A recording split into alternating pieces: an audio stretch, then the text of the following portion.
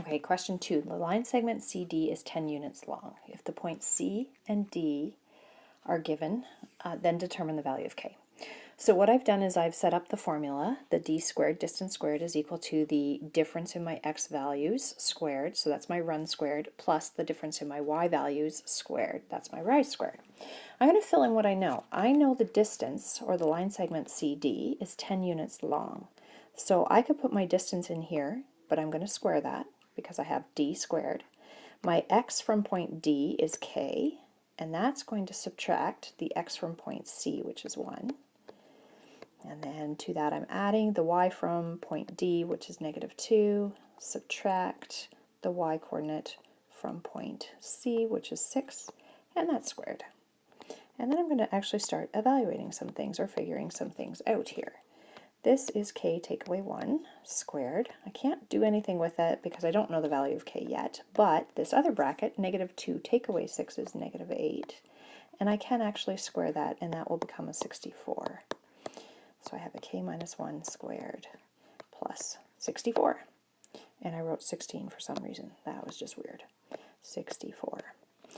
All right, so now what we're going to do is we're going to start to solve this for K. So I'm going to undo the add 64 by subtracting 64 from both sides of the equation because we want to undo bedmess in the reverse order. So we're going to undo adding and subtracting first.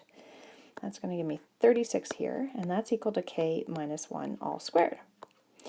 Now, the next thing I'm going to undo, I've got this exponent of 2, and then I've got stuff inside the brackets. So I have to undo my exponent of 2 before I undo the things that are inside the brackets.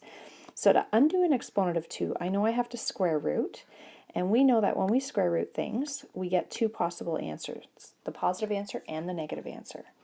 So this could be equal to positive or -6, and that's what K minus 1 is equal to. So the square root and the square canceled each other out.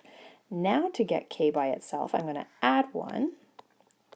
I'm undoing the thing inside the bracket to both sides. So this gives me two actual possibilities for my K. So what I have written here is plus or minus 6, and then plus 1 is equal to K. So let's interpret that.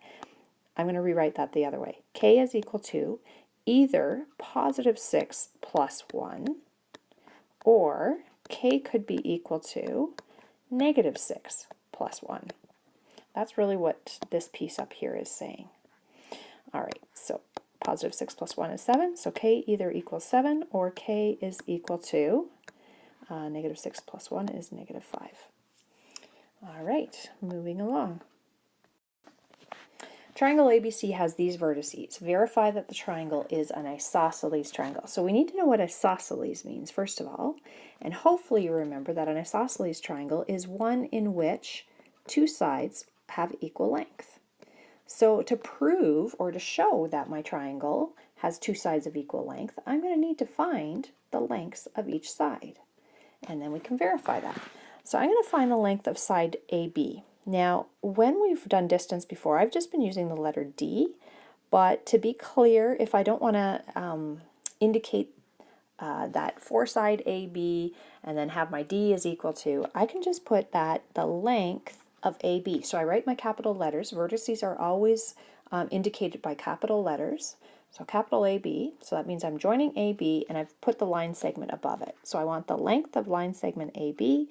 That will equal the square root of, and then we can take our XB minus XA and square that, and so on. And then I can do my distance formula for each of those line segments and then compare and make sure that two of them, at least two of them, are equal in length, and then I know it's isosceles. For part B, I want to find, is it right angled? Now, right angled means that two sides meet at a 90-degree angle. And we know that things meet at a 90-degree angle by comparing their slopes. And if the slopes are negative reciprocals of each other, then I know that two sides meet at 90 degrees. So I could use some information from my previous question where I've already calculated rises and runs and calculate my slopes of my various sides here. As soon as I find a pair that are negative reciprocals of each other, I know that they're right angles. And then for my triangle's perimeter, I would take all my lengths that I found in part A and add them all up, and that would give me my perimeter.